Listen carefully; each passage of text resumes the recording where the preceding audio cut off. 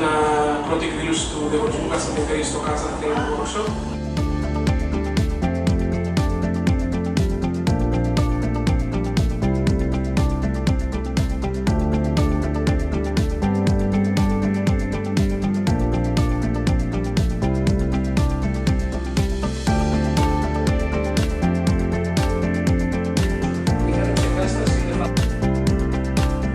Πιστεύω ότι θα έχουμε μια ωραία χρονιά και φέτος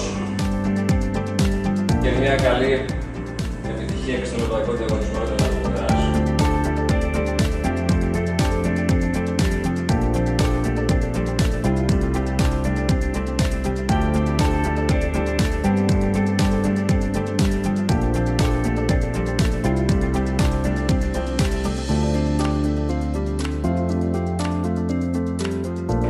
Προσπαθήστε να τα σκέφτετε, να τα γράφετε λίγο, ναι.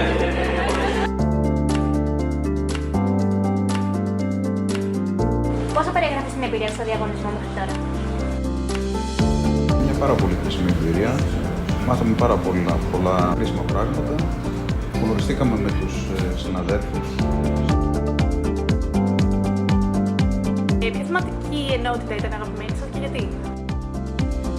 Το πύραυλο και για το όλο project, το project management.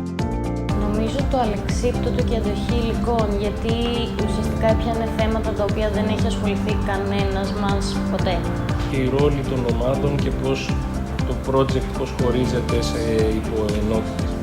Μου άρεσε το Arduino Workshop, το οποίο ήταν αρκετά επικοδομητικό.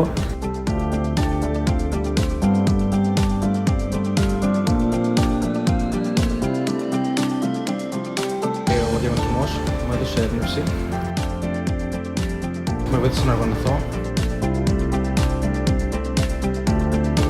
και ερχόμενος εδώ πέρα ακούγοντας όλα αυτά βρήκα ακριβώς τον τρόπο πώς θα δουλέψω και για ποιο λόγο θα το κάνω.